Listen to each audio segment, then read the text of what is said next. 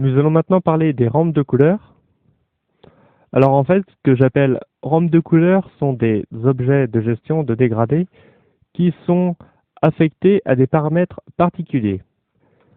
Alors là, on va voir comment gérer ce genre de choses avec la diffuse. Donc je vous propose d'aller dans l'onglet diffuse et d'activer ici la petite coche rampe. Et vous verrez qu'il y a un nouveau champ qui est apparu juste en dessous, donc un champ de gestion de dégradés de couleurs. Donc ce dégradé va permettre de gérer l'évolution de la couleur. On va voir comment l'utiliser. Alors première chose, on a des boutons ici pour ajouter, supprimer. On peut choisir le curseur en cours d'édition avec ce petit numéro. Donc là on est à l'index 0, donc on a le premier curseur ici tout à gauche.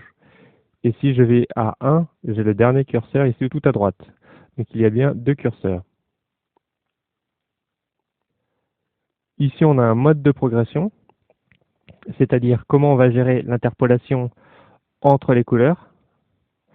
Donc par défaut, c'est linéaire, c'est-à-dire totalement proportionnel, mais ça pourrait être constant, c'est-à-dire brutal. Ça pourrait être lisse avec B-spline. Donc voilà, il y a plusieurs options à tester en fonction de vos désirs.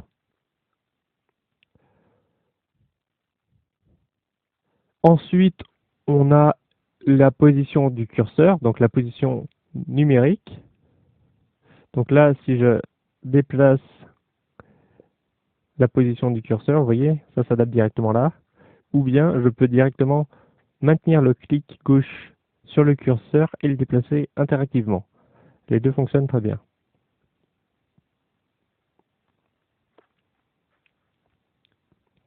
Donc, position du curseur courant.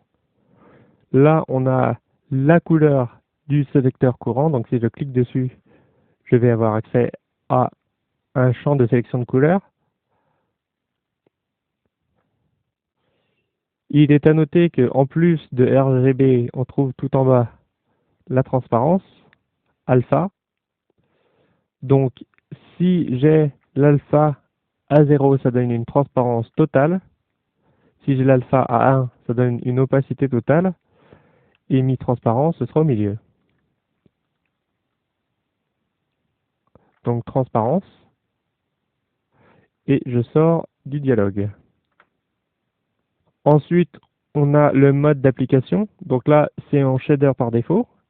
Si on veut utiliser les normales des objets pour gérer le dégradé, donc en fait que le dégradé s'adapte en fonction des formes,